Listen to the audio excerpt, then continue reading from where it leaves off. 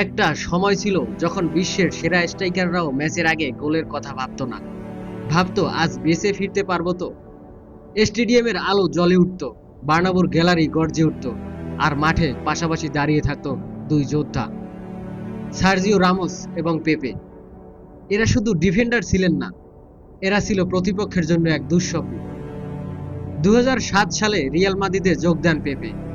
কয়েক বছরের মধ্যেই রামোসকে সেন্টার ব্যাকে আনা হয়, আর সেখান থেকেই জন্ম নেয় এমন এক ডিফেন্সিভ জুটি যারা পুরো ইউরোপকে শাসন করেছে। একজন ছিলেন আবেগী নেতা, অন্যজন ছিলেন নির্দয় যোদ্ধা। একজন সামনে এসে চ্যালেঞ্জ করতেন, অন্যজন নিঃশব্দে শেষ করে দিতেন আক্রমণ।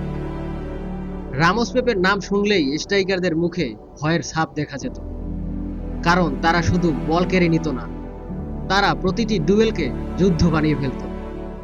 Header, slide tackle, body charge, বক্সের ভিতরে নিখুঁত পজিশনিং, সবকিছুতেই ছিল অসাধারণ সমন্বয়।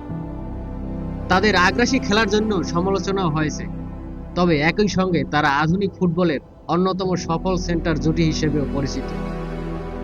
বার্সেলোনার বিপক্ষে ম্যাচ মানেই মেসি, ইনিয়েস্তা, জাভি, আর তাদের সামনে দাঁড়িয়ে দুই যোদ্ধা।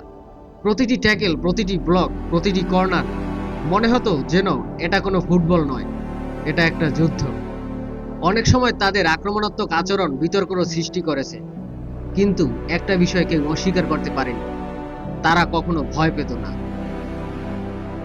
রামোস পেপে জুটি শুধু কঠিন ট্যাকেলেই করেননি, তারা এনে দিয়েছে অসংখ্য শিরোপা, লা লিগা, কোপা দেল রে, এবং সবচেয়ে বড় কথা, ইউফা চ্যাম্পিয়ন্স লিগ। রিয়াল মাদ্রিদের স্বর্ণযুগের অন্যতম প্রধান ভিত্তি ছিল এই ডিফেন্স। পেপে রিয়াল মাদ্রিদে 10 বছরে 14টি শিরোপা জেতেন, যার মধ্যে 3টা চ্যাম্পিয়ন্স লিগ রয়েছে। অনেকে বলবেন নেস্তা, মালদিনি, পুয়েল, পিকে, এদের প্রত্যেকের এই নিজস্ব একটা গৌরব আছে, কিন্তু যদি প্রশ্ন করা হয় সবচেয়ে ভয়ঙ্কর, তাহলে রামোস পেপের নাম আসবেই। কারণ তারা শুধু ডিফেন্ড করেননি, তারা প্রতিপক্ষের মানসিকতাকেও ভেঙে দিত। তাদের আগ্রাসন, তাদের সাহস এবং একে অপরের প্রতি বিশ্বাসে এই জুটিকে কিংবদন্তির পর্যায়ে নিয়ে গেছে। আজ ফুটবলে অনেক বড় বড় ডিফেন্ডার এসেছে, কিন্তু বার্নাবুর সেই দুই যোদ্ধার মতো ভয়, সেই দাপট, সেই যুদ্ধের মানসিকতা খুব কম জুটির মধ্যেই দেখা গেছে। রামোস ও পেপে তারা শুধু ডিফেন্ডার নয়, তারা ছিল এক যুগের প্রতীক, যেখানে প্রতিটি স্ট্রাইকার জানতো এই ডিফেন্স ভাঙা সহজ নয়।